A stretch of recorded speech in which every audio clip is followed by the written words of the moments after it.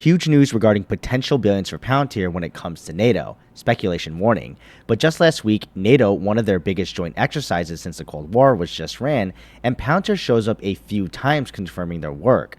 For the 75th anniversary for NATO, there's a multi-story series going on, covering what they've been up to, and opened the article up right away setting the scene at one part of the exercise, with a multinational force with the US and NATO across different countries like Germany, Poland, and Lithuania.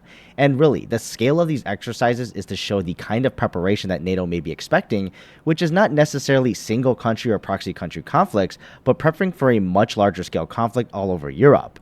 And we do get some quotes regarding the point of the exercise, which will sound eerily similar to what Palantir already does and helps the army do, but in this context, of course, would be for NATO. But running overlapping exercises, they are testing out synchronizing of complex fires and maneuver actions, and also to empower an allied force, so not just a bunch of other countries just trying to jumble together, but sounds like trying to act as one and work together in sync and maximize how they operate. Now, here's our first mention of Palantir, who alongside other vendors, Class, Booz Allen, Juniper Networks, and others, running the operating and refining of the technologies, which is allowing this common operating picture. And this is while being able to communicate within their own languages and real-time tools.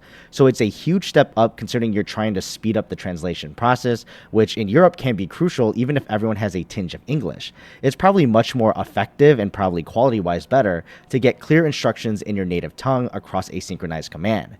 But even further, that actually accentuates Palantir's role in all this. It's when interviewing some of the participants, they talk about the system and what they are wanting out of it. Essentially, they need a way to continually build upon the tools like an operating system that they need to match whatever kind of task which can be on the fly that need to be managed. And for the other overlapping exercise mentioned, this multinational team comprised of the US, Polish, Italian, Spanish, and Croatian troops, meaning they got a wide range of languages here for this real-time translation to handle during the test. And here's the kicker. All of the apps run on Palantir's tactical mission data platform as mentioned. They are providing this common operating picture to ingest this data and ultimately integrate it together like the Army's integrated tactical network. And there's still feedback going into this since it's still a complicated and large-scale project, where one of the Polish officers thinks this is a great improvement, especially when speed of information is crucial. But also notes there were a lot of vendors on site because they're still troubleshooting the tools and capabilities, so a lot of work here to be done. But hopefully in the near future, this lessens over time as it improves. Now, in total, there were 11 different countries involved in these overlapping exercises, so it's not some small show of a handful of countries, but rather a large swath of NATO, which I'm assuming is mostly Eastern European countries due to, certain things happening in that area. But who knows for sure? But really, this is a big step for NATO to continue to improve their response as a coordinated force, especially in the event of a large conflict that is involved across multiple borders, where urgency is going to be critical and every second counts for these real-time translation efforts in a coordinated communication effort. Now, obviously, this is huge to get a mention that Palantir was on-site working and powering all the apps here. And unsurprisingly, this is actually Palantir's bread and butter with the data ingest side and integration, which obviously isn't the newest thing in the world and others do that.